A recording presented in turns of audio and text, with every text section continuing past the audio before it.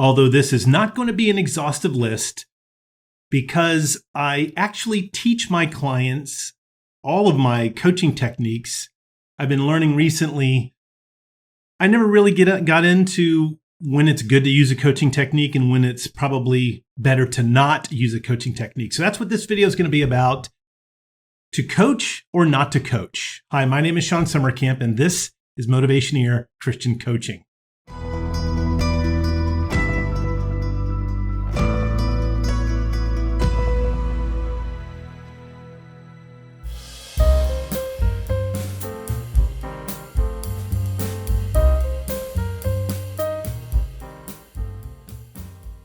This is one of those favorite topics of mine, which I don't talk about a lot with non-coaches. All of us coaches kind of know this, so I talk to my other coach friends about it. But the most important thing to start with, to coach or not to coach, is when you learn a coaching technique, please do not use it on your spouse. That will not go over so great. The only time we want to coach our spouse is if they ask us for coaching very specifically.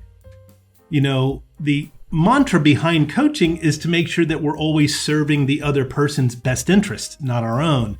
We don't use coaching to get our way or to create an agenda or to help them see our point. That's not coaching. Coaching is when we want to help the person that we're working with, whether it's an employee, a fellow colleague, another coach, our boss even, we can coach upward to develop a learning pathway of their own. Now, the reason why this is present for me now is because I have a client that I spoke to just yesterday who is really great at using my coaching techniques. And during yesterday's session, he was talking about them in such a way that I realized, wait a minute, I think he's using them primarily to deal with situations that involve negative emotion.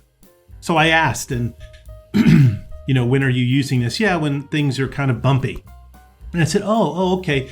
So yeah, it's okay to use coaching in those situations. But again, if we're only using them during that negative emotion time, it usually means we don't like the negative emotion or trying to get rid of it.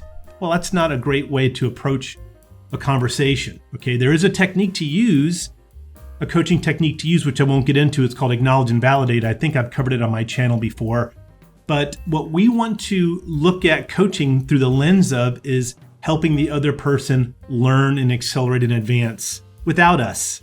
So the best time to use coaching is when someone is asking for information.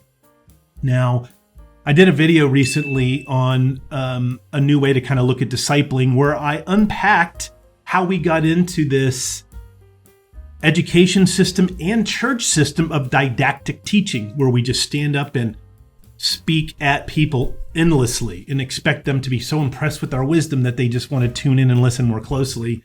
That's not really how Jesus did it. We think he did. Watch that video. I won't get into it all again. But what we want to do is ask great questions. Sometimes when someone is asking us a question, it's going to be of such a technical nature, we're not going to be able to use coaching to help them arrive at the answer if the answer is required immediately, or if the answer is something that they would never, ever be able to find out on their own.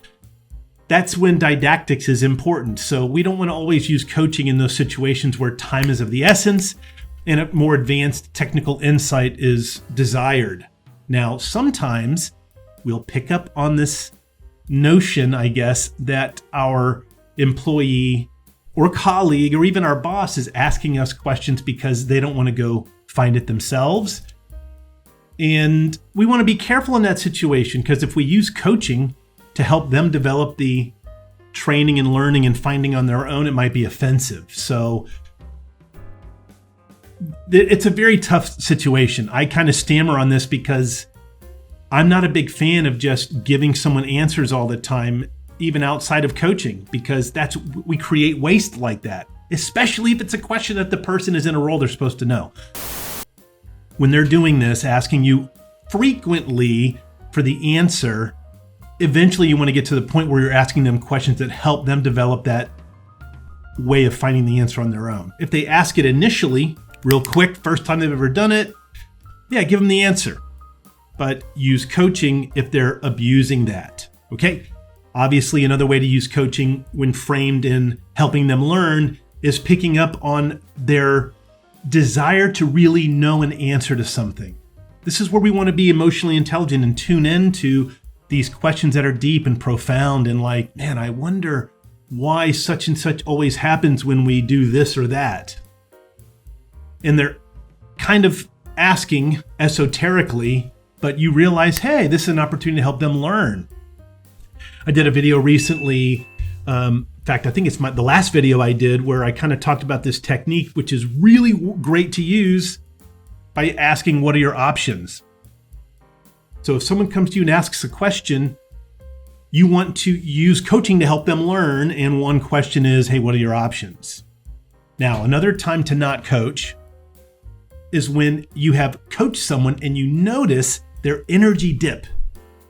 If you've tried a coaching technique or a coaching question or a style or approach that is coaching and you notice it has the opposite effect, it doesn't lift their energy or get them into creative thinking, but tanks it, make a note of that for that person. In this case, my client told me outright, I'm not a big fan when people ask me, what do you think? It's kind of putting the onus back on them. They really want someone else's opinion. That's why they asked. So to turn right around and use a coaching question, hey, what do you think, isn't always effective. So don't coach them using something that you have noticed doesn't really help them get energized. Now, in this case with this client, I asked him, hey, how would you feel if I asked, what are your options? And he's like, you know what, I'd kind of like that because it lets me know that you're engaged in the conversation and wanting me to tell you already what I think, so that it will eliminate you repeating things that I've already kind of figured out on my own, okay?